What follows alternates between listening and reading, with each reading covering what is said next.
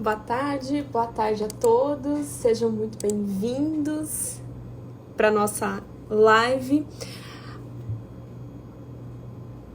Tati, que honra ter aqui, saudades, Karen, Milena, Edivaldo, professor Hortêncio, todos muito bem-vindos. A nossa live de hoje vai ser com o professor Hélio Gustavo Alves, que acabou de entrar aqui. Deixa eu só adicionar o professor Hélio.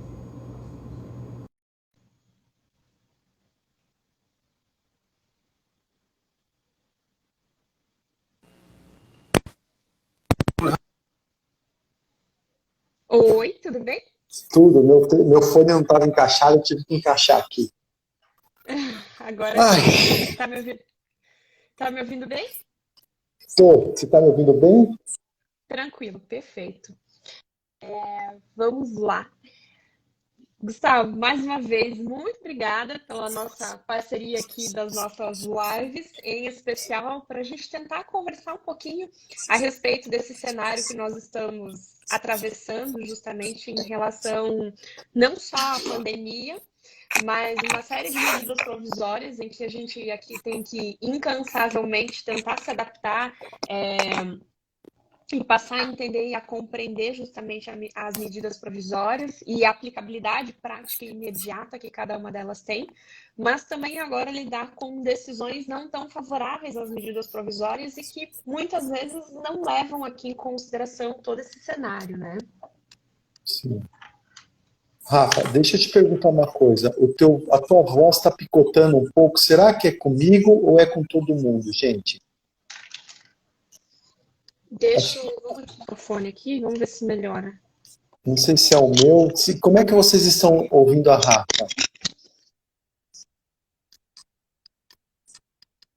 Vamos ver com o pessoal como é que eles estão te ouvindo.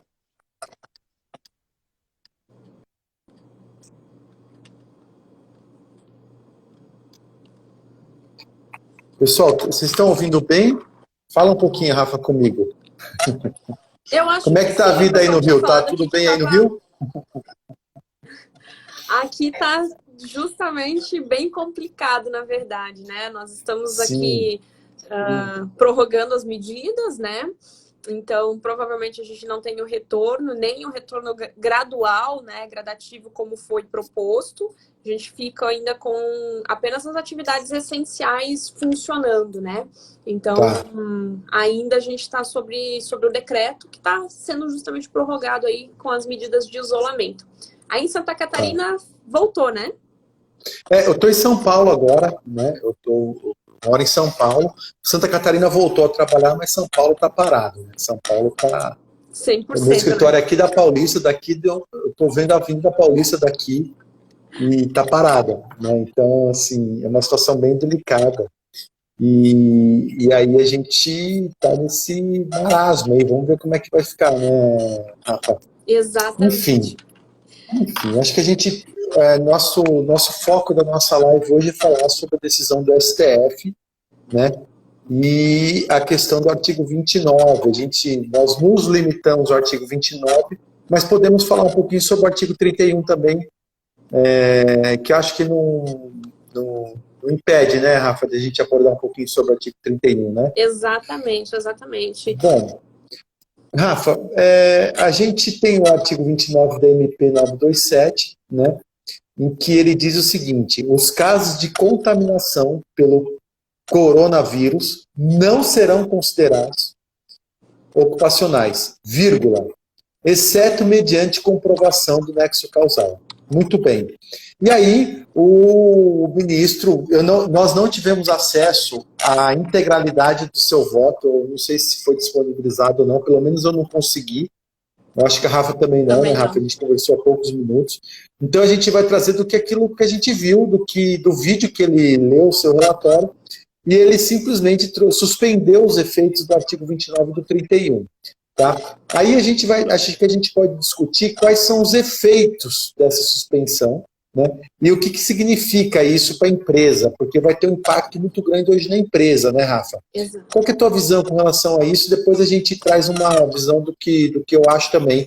Eu e a Rafa, a gente não conversou antes sobre qual era a visão de cada um, a gente bateu o papo do que nós iríamos abordar, mas é novidade até porque a live fica mais viva nesse sentido. Exatamente, exatamente. Ou seja, não foi nada combinado. Exatamente. Então, assim, a gente conversou rapidamente antes de iniciar a live, até para traçar, na verdade, os pontos aqui que nós iríamos abordar em relação à decisão, né?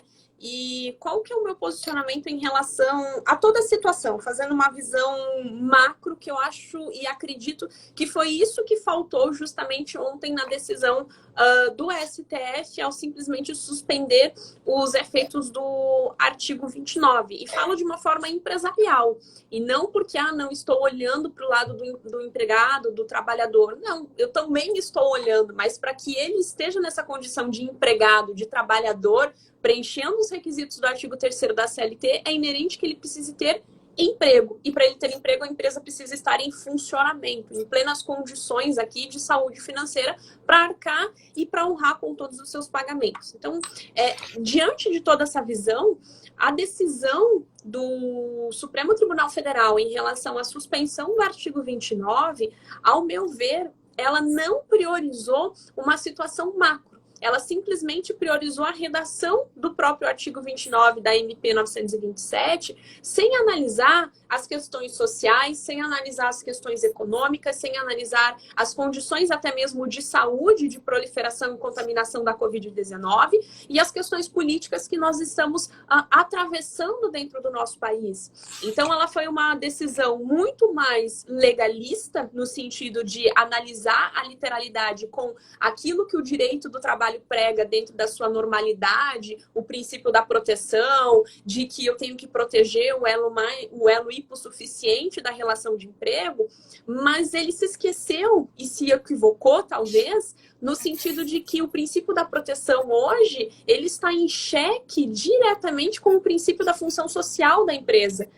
E que é esse que eu preciso proteger, ao meu ver, nesse momento, para que eu possa garantir trabalho, porque do trabalho vem o salário, que tem justamente subsistência, ou seja, eu tenho uma cadeia muito complexa para cuidar, do que tão somente afastar aqui essa questão de que a Covid-19 agora, então, passa a ser considerada e pode ser considerada diretamente com essa questão, não sendo mais considerada como doença, como um acidente de trabalho, equiparado a acidente de trabalho. Então, essa é uma questão que me preocupa muito no aspecto econômico e de saúde financeira das empresas, né? Até porque a gente estava conversando, a gente tem ações do MPT aqui, que são ações que não estão também compatíveis com o atual cenário que nós estamos vivendo. Então, eu não me sinto protegida, não me sinto favorável aqui em relação à decisão do STF. Eu tenho um desconforto e também um receio muito grande do impacto econômico e financeiro que ela pode causar dentro das empresas. O que eu vejo, assim, Rafaela, como jurista, como pensador de direito, uma decisão do Supremo Tribunal Federal, ele tem um eco muito grande no Brasil. E hoje nós temos aí uma série de cenários já vividos de que uma decisão dada pelo STF, que pese às vezes ser até uma liminar e etc., tem uma repercussão totalmente diferente daquilo que ele entendia exatamente, né? E o voto do ministro, a fala dele naquele vídeo que foi viralizado, ele é muito mais prejudicial do que o próprio voto, né? Ele traz ali algo tão genérico, fazendo com que todas as outras atividades, além da de motoboy que ele trouxe ali e tudo mais, ele trouxe um clamor emocional muito grande para a realidade semântica da casuística, né? Então, acho que a questão ali poética que ele trouxe para sustentar a sua vontade, ao meu ver, foi até antijurídico com a devida vênia, tá? Por quê? Porque eu não posso fazer uma interpretação genérica do artigo 29. Até porque o artigo 168 até 199 da CLT, ele traz ali todas as medidas de proteções que a empresa tem que tomar. Tá? O próprio artigo 19 da 8.213, ele traz ali que é uma contravenção penal a empresa não tomar medidas de segurança. Então nós temos outras atividades que não é de motoboy, não é um médico, não é de uma atividade que está inerente à contaminação, que estão em pleno vapor e que pode cair numa generalização que todas as atividades, hoje, uma vez o empregado contaminado, ele deve ser considerado como ocupacional, que é isso que ele fez. E não pode ser assim. Primeiro ponto. Primeiro ponto, então, tem que ser analisado se ele foi tão mal interpretativo na sua sustentação e no seu voto, que se cair em xeque, o artigo 29 realmente for retirado da MP, tá? Se realmente for retirado da MP, o que muda? Que foi o que a gente conversou um pouquinho antes. Você teve esse insight muito grande. Gustavo, no artigo 29, o ônus da causa estava com o empregado. Caindo o artigo 29, o ônus da causa passa a ser do empregador.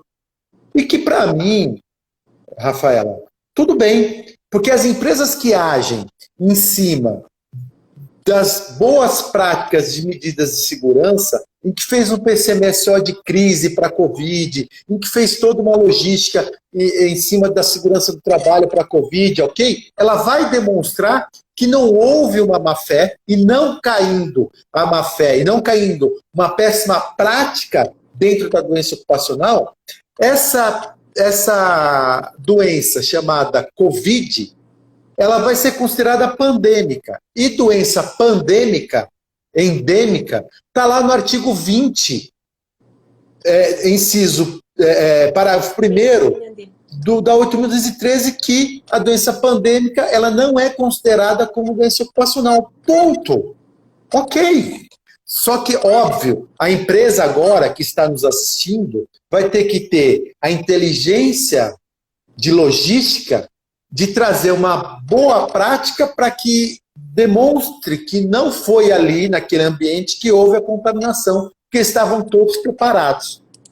Então, assim, eu acho que a interpretação que o ministro deu, tratando o empregado como coitadinho, como se realmente ele não tivesse nenhuma instrução dentro da empresa para evitar a contaminação e etc., foi muito rasa, ao meu ver. Eu não sei se você teve essa interpretação do voto dele.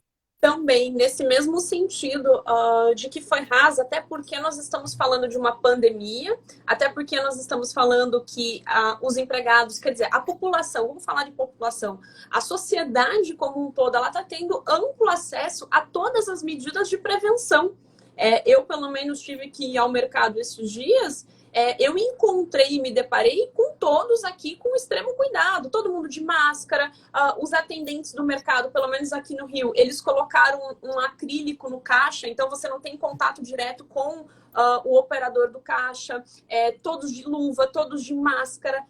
Eu vejo que eles não... Eu fiquei reparando, porque aquela grande questão, não adianta usar a máscara e ficar toda hora com a mão no nariz, com a mão na boca. Eu vejo que eles simplesmente não tocam realmente. Ou seja, a população... Alguns com luva de procedimento. Eu vi alguns com luva de procedimento. Exatamente. Então, assim, a população como um todo e os trabalhadores que fazem parte dessa população estão conscientizados das medidas de proteção.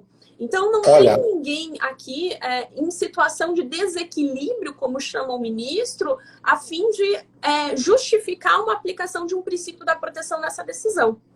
Me parece que a generalização que ele trouxe é que todas as empresas não tivessem uma boa conduta com relação ao controle da Covid. Olha só, é óbvio que eu vou preservar o nome da empresa, mas nós tivemos aqui uma empresa que tem 1.400, próximo de 1.400 empregados, e ali nós tivemos a confirmação de 19 empregados contaminados com a Covid, 19. Ou seja, 19 empregados num cenário de 1.400. Sabe o que o MPT fez? Fechou a empresa. Agora, fechando a empresa, como é que fica a economia disso? né? Se considerarmos com que todos os afastamentos seja considerado como ocupacional, o que vai acontecer? Hospitais vão fechar, todas as empresas, a maioria das empresas que têm realmente atividades inerentes a uma contaminação, próximo da realidade de uma contaminação, vão fechar porque o FAP da empresa vai aumentar, a tributação da empresa vai aumentar, ação regressivas virão, porque é óbvio que o INSS vai propor ação regressiva, ou seja, me parece que antes de existir emprego, ou seja, que para existir emprego, tem que existir empresa. Eu quero só fazer um parênteses aqui, para quem está nos assistindo, nós não estamos dizendo o seguinte, que o empregado não deve ter a devida prestação, que o empregado não deve ter a devida prestação. Gente, desculpa, eu estou vendo um comentário aqui que não está me deixando confortável. Eu até ocultei já. Tá. Felizmente entrou Bom, acho que não vale nem a pena comentar sobre não, esse vamos tipo até repassar aqui, que eu até acho que... Eu não sei o que eu fiz aqui, mas acho que eu tirei ele da live, inclusive. Não, ótimo, porque não cabe nem discutir Cara, esse tipo de coisa deixa a gente realmente, entendeu? Mas tudo bem. Voltando, é que me desculpa, tá? Imagina, eu também eu ia tentar... Não eu estava tentando tirá-las. Conversar, nem comentar sobre isso, da voto e voz para esse tipo de coisa. Vamos lá. Então assim, o que vai acontecer?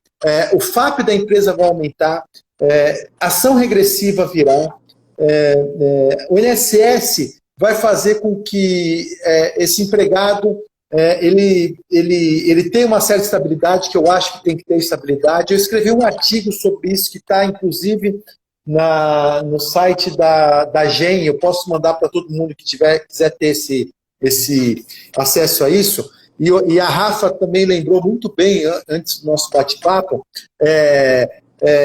o empregado está fazendo a tua parte, mas o empregador também está fazendo a parte dele. Seria muito viável para o empregador chegar e falar assim, olha, eu não vou mais abrir os hospitais porque eu vou ter uma majoração do FAP lá em cima, eu vou ter um risco de ação regressiva lá em cima, não vou atender mais ninguém. Tá, e agora? Como é que fica?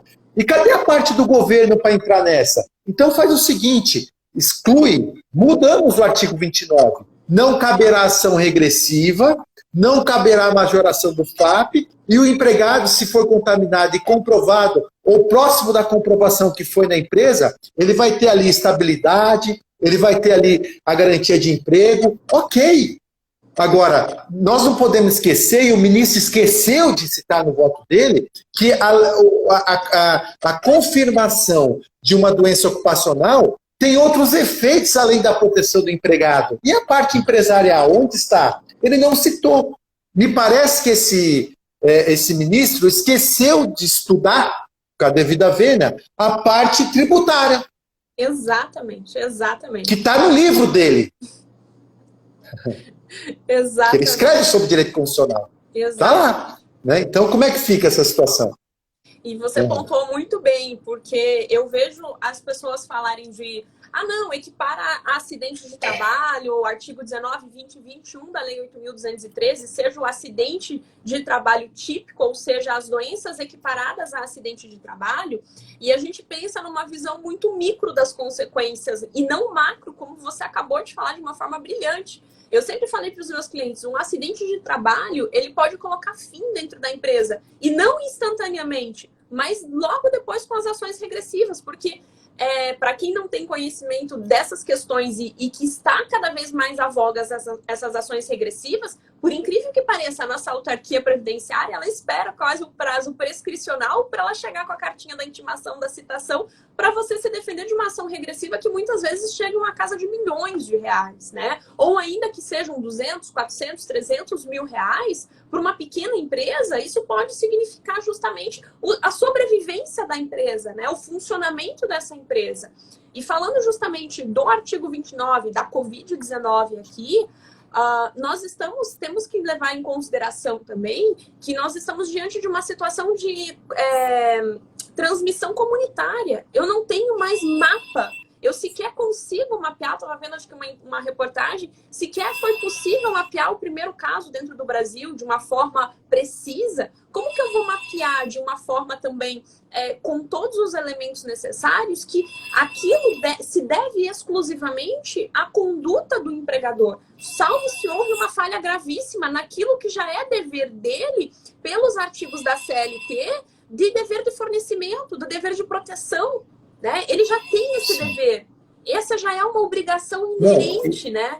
E pior, né, Rafa? E pior, além de ele ter esse dever, nós temos um outro cenário. Vamos para um cenário, assim, ó. Nós temos, assim, atividades pleno risco de contaminação, médio risco de contaminação e mínimo risco de contaminação.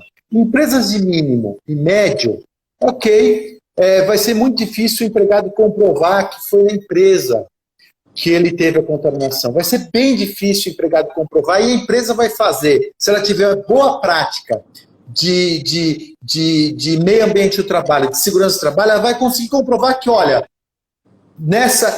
foi muito difícil ele ter pego aqui a Covid, e é mais fácil pegar lá fora do que aqui dentro, pelas práticas de meio ambiente do trabalho que eu aplico. Agora, vamos falar da empresa, vamos lá para o fogo, né? Hospital e tudo mais. Rafa, nós temos hoje hospitais que não conseguem comprar equipamento de proteção individual. E houve falha do governo? Claro que houve falha do governo. Entendeu?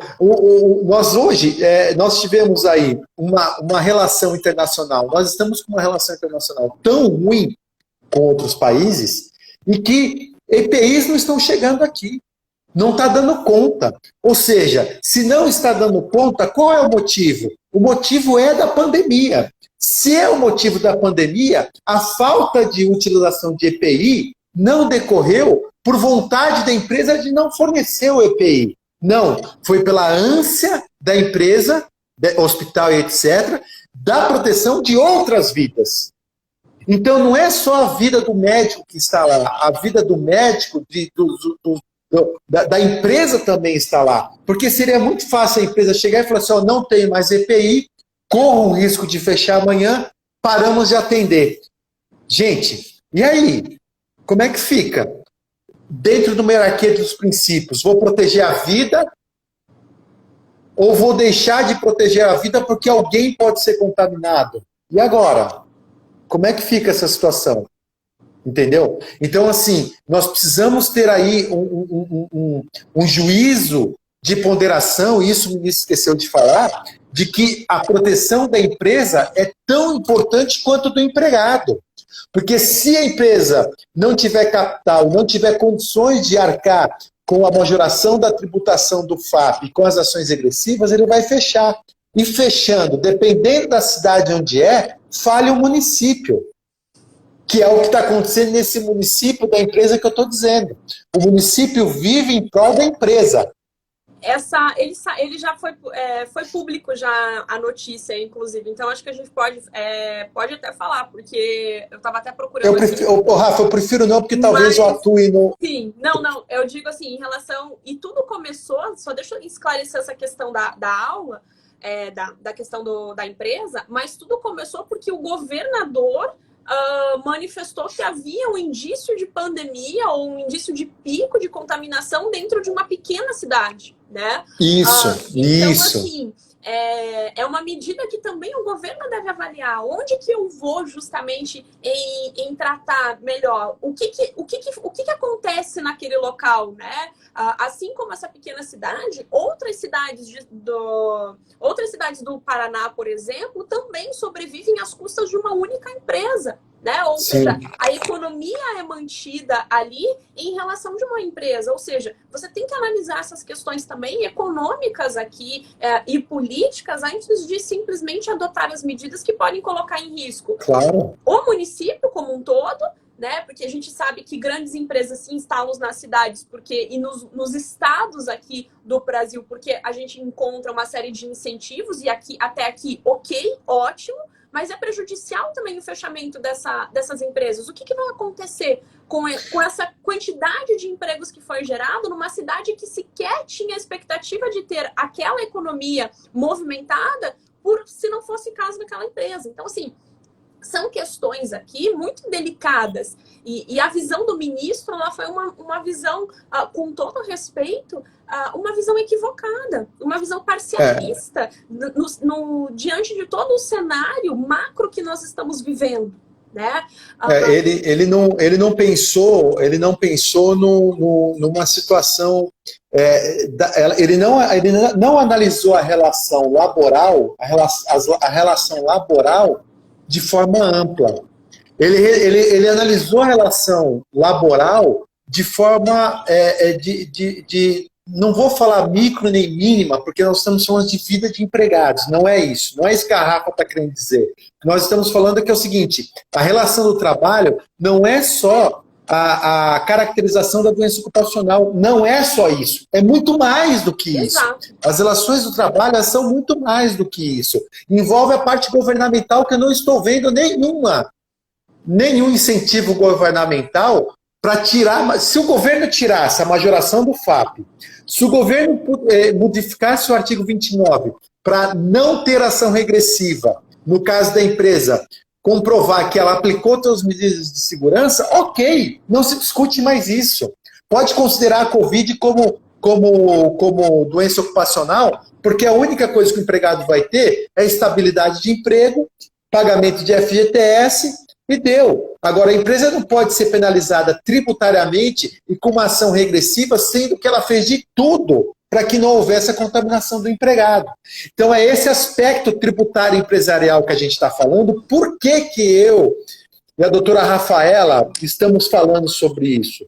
Porque nós sabemos o tamanho da manga que vai dar para essa camisa, que é o fechamento de empresas no Brasil. O governo está esquecendo de refletir sobre a questão econômica e empresarial, porque se fechar algumas empresas, dependendo da cidade, vai fechar o município. Então, me parece que a gente vai ter aí, nós advogados, nós vamos ter aí uma boa lição de casa para defender as empresas nas ações regressivas e defender as empresas na majoração do FAP. Né? Eu acho que a gente vai ter que fazer essa lição de casa, né, Rafa? Exatamente. Fazer toda essa lição de casa e mais ainda, de uma forma emergencial, como todas as outras medidas que cada uma de nossas empresas estão adotando diante da situação de pandemia que nós estamos vivendo, até fazendo uma relação com essa redação do artigo 29, me parece, ao meu ver, e até queria ver a sua opinião, meio que sem efeito o artigo 15 da MP 927, que trata justamente sobre a suspensão de medidas administrativas relacionadas à SST.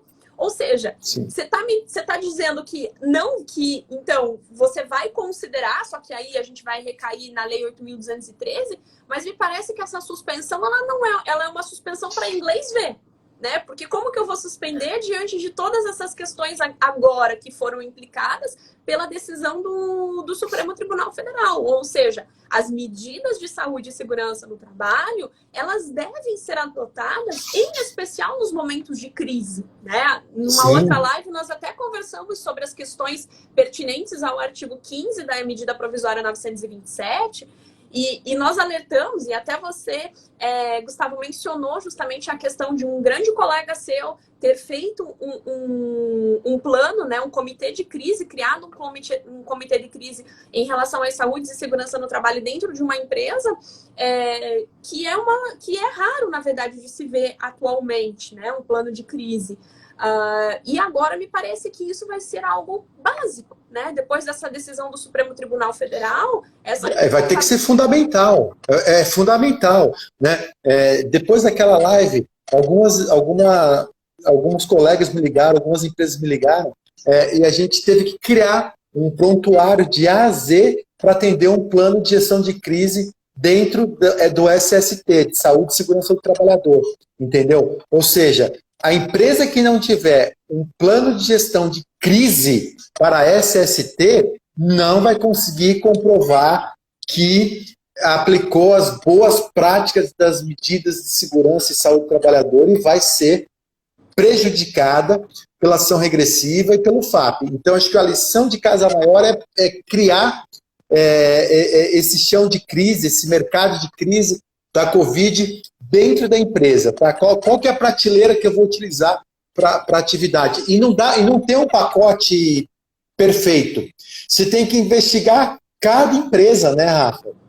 Você que é a rainha do compliance, chama a doutora Rafaela. Né? Então, ela que é a rainha do compliance, você vai ter que fazer ali uma interpretação muito firme com cada empresa e o segmento que ela tem. Né? O segmento que ela tem. Então, não é algo assim, ó, tá, um Ctrl-C, Ctrl-V. Não, você vai ter que parar, estudar, verificar todas as NRs que ali contemplam aquele ambiente do trabalho. Você vai ter que verificar todas as normas destinadas à vigilância sanitária, aos decretos municipais e decretos governamentais, né, que é muito importante. Não adianta eu fazer um plano de crise sem analisar o decreto municipal. Exatamente. Porque hoje todo mundo está se achando que ele é a Constituição Federal. Né? Me parece que alguém falou que ele era a Constituição Federal e todos estão se achando donos da Constituição Federal, basta ver as portarias que a gente tem, Exato. Contrariando a MP. Nós temos uma MP, vem uma portaria contrariando a MP. Gente, eu nunca vivi isso na minha vida, não. Rafa, sério, nunca vivi. É uma situação assim que a gente fica até sem explicação, né? É uma relativização de normas, de ordem aqui constitucionalmente falando, de hierarquia, e uma situação que para nós nos traz ainda mais a sensação de insegurança jurídica, né? Porque se os nossos clientes já estão nessa sensação de incerteza, e a incerteza dos nossos clientes é uma incerteza econômica, nós precisamos Sim. justamente dar o aparato jurídico para que ele atravesse essa situação e tenha condições econômicas, ou seja, a gente tem também uma força-tarefa para realizar. Só que o governo não está nos ajudando ao emitir uma portaria que simplesmente faz referência a artigos que sequer existem dentro da própria portaria. Né? Criam direitos que não estão previstos na medida provisória 936. E aí vem uma outra medida provisória tentando sanar o erro da portaria. Ou seja, a gente está vivendo uma sucessão de incertezas jurídicas. Né? É evidente aqui que o governo está tentando fazer? Tá sendo pouco? Muito pouco. Mas está tentando, pelo menos na área trabalhista, pelo menos dar uma brecha. Agora, o que acontece? O que a gente não pode ter é esse desalinho aqui com o Poder Judiciário diante dessa situação. Enquanto o governo, bem ou mal, está atuando numa visão, e quando eu falei macro, numa visão do todo, né? Não estou desvalorizando o trabalhador, ao contrário.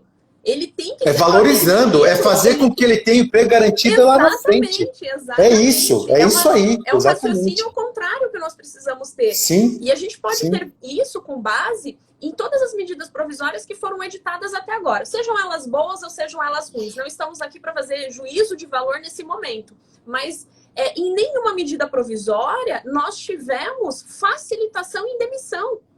Não. E me parece que o Supremo Tribunal Federal, com essa decisão, ele está me permitindo a isso, né? Ou ele está me praticamente coagindo de uma forma velada aqui, uma coação velada, a saúde financeira dessas empresas.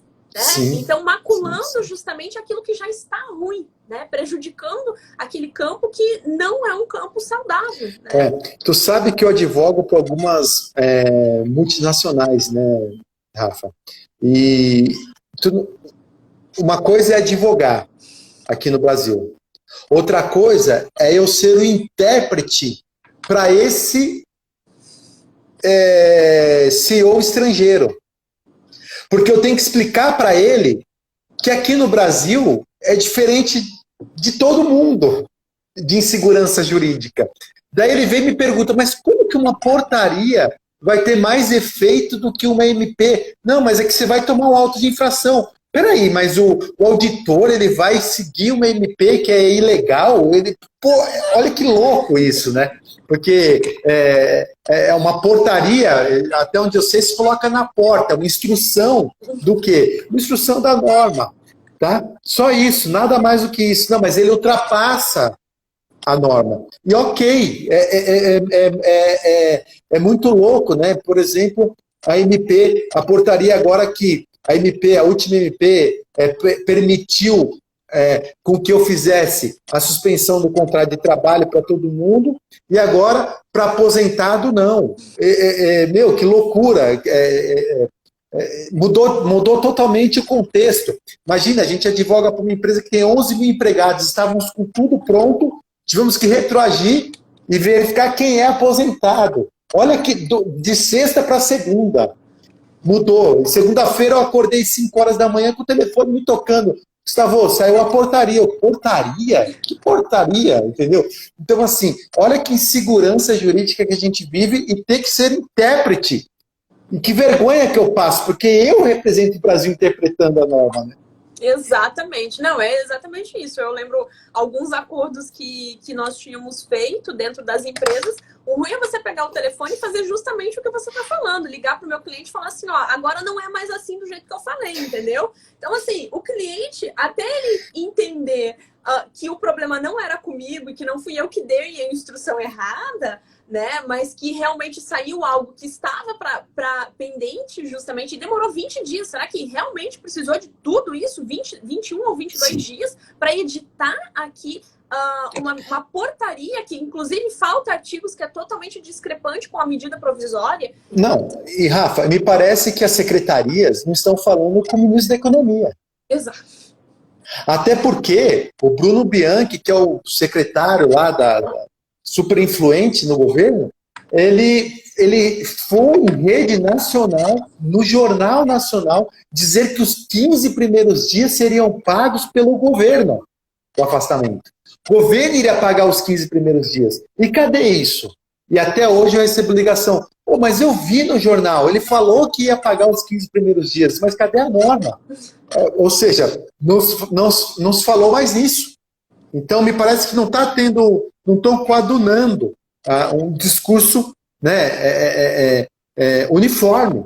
Cada um está tomando ali uma medida e eu sou o dono da verdade. Como é difícil isso, né? Exatamente, exatamente. Então, assim, é uma série de questões. A gente está pontuando uma da portaria, tem a questão também dos empregados que estão sendo demitidos aqui em razão da situação de força maior, que aí encontram supostamente uma portaria dentro da Caixa. A Caixa se manifestou, fez um manual, agora diz que precisa de decisão, mas que um outro artigo desse manual, essa instrução normativa, diz que não precisa. Ou seja, a gente tem uma situação aqui completamente descontrolada, né?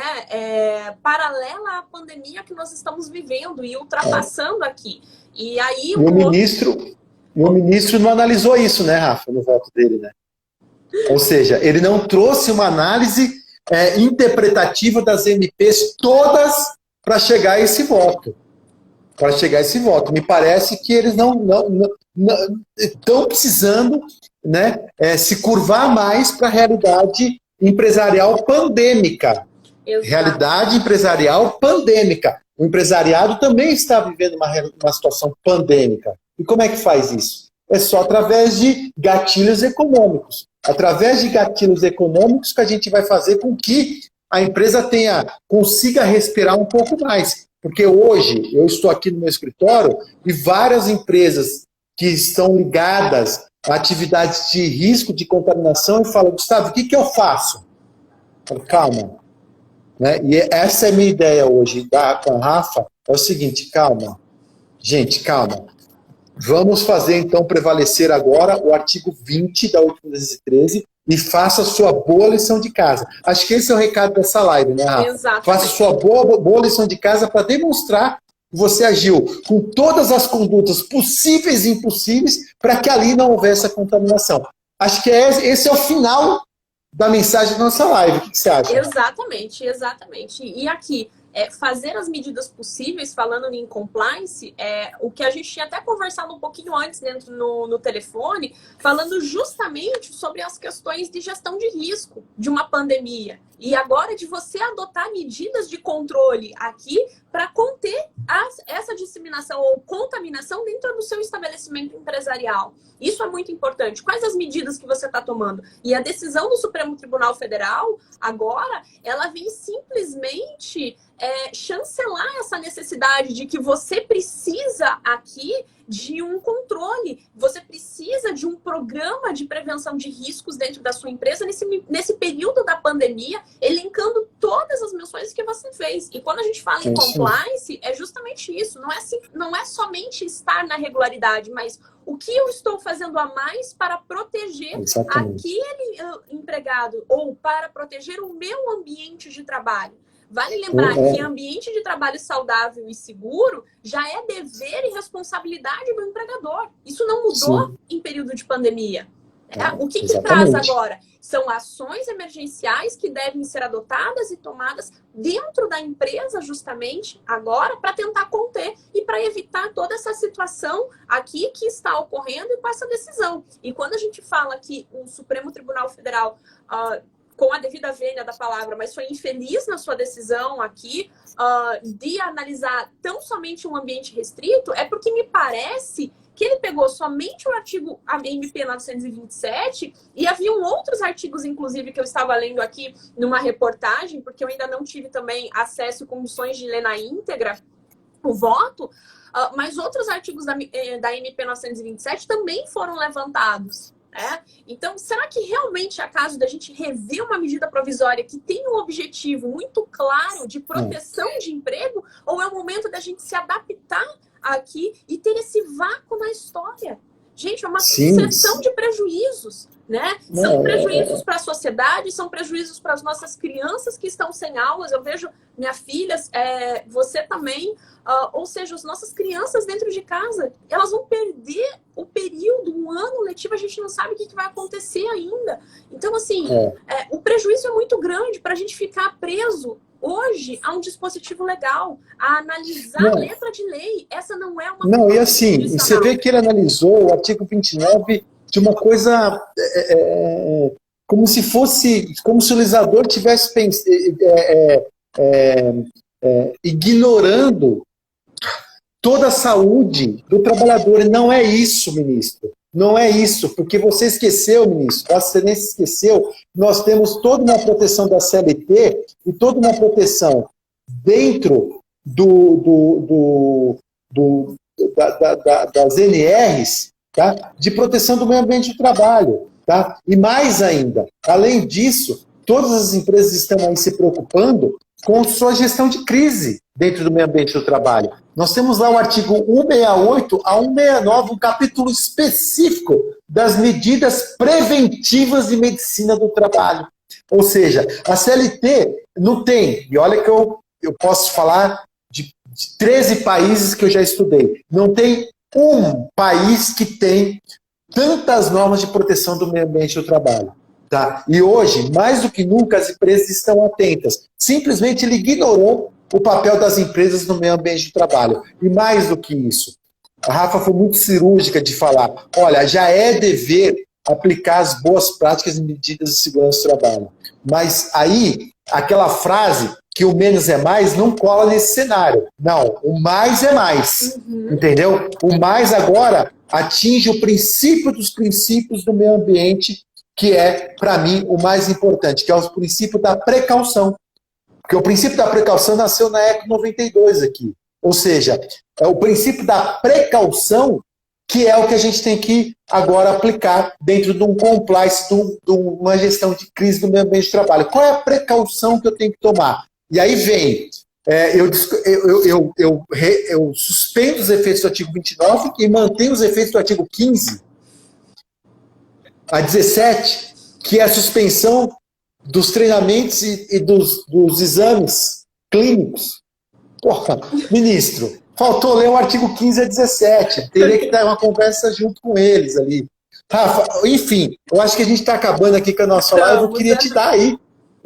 A gente pode ir finalizando e gravar uma nos próximos capítulos. O que você acha? Com certeza, com certeza. Acho que a gente vai ter muitas lives ainda comentando isso, porque foi justamente o que eu levantei. Você me tira o artigo 29 e deixa o 15 ali suspenso, então não é bem assim, é para se atentar. Não tem sentido. Né? Não Ó, faz sentido. Essa nossa live vai estar lá no meu YouTube, Hélio Gustavo Alves. Já temos umas lives lá. Você postou no teu YouTube também, Rafa? Eu acho que o pessoal subiu, até preciso confirmar, mas o pessoal também sobe então, as lives. Ou vai estar no meu YouTube ou no YouTube da Rafa, tá? É só seguir a gente lá no nosso canal do YouTube, que essa live vai estar lá. Divulguem essa live, mande para os ministros, ou seja, faça com que a nossa voz aí tenha eco, porque a gente está aí debruçados diuturnamente em cima dessas normas. Rafa, brigadão, viu, Rafa? Imagina, eu que agradeço mais uma vez, é sempre uma honra, um prazer a gente poder ter uma discussão tão frutífera aqui em relação a uma situação que realmente não é adequada, pelo menos a decisão não é cabível nesse momento, né? Talvez em outro momento, tirando a pandemia, tirando uma situação, a gente pudesse realmente discutir essa questão. Mas esse não é o momento, o nosso cenário é um cenário de crise, é um cenário já como decreto legislativo 6 de 2020, nós estamos sob um estado de calamidade pública e a análise da norma jurídica ela tem que ser feita sobre esse estado de calamidade pública. A gente não pode ignorar todas as situações que estão acontecendo e simplesmente interpretar de uma forma literal aquilo que não se aplica hoje na realidade, né? É isso aí. Rafa, muito obrigado. Quando estiver aí no Rio de Janeiro, avisa teu marido que a gente vai tomar um vinhaço aí no Rio de Janeiro, que eu sou apaixonado pelo Rio de Janeiro. Pode, tá? Você sabe que as portas aqui estão abertas para você. Isso, quando estiver em São Paulo, família, você sabe. Quando estiver em São Paulo, dá um toque pra gente que a gente vai recebê-los. Eu cozinhando, fazendo jantar ali, que você sabe que eu gosto de cozinhar. A gente vai fazer aí uma boa mesa e batendo bons papos como esse, viu? Com certeza. E desculpa aí qualquer coisa pelos entreveros que nós tivemos aí. Um grande beijo, viu? A gente nem liga. A conversa foi tão boa que a gente esquece essas coisas ruins. Pode ficar tranquilo. Valeu. Um abraço. Valeu, Rafa. Tchau, tchau. Valeu, tchau, abraço.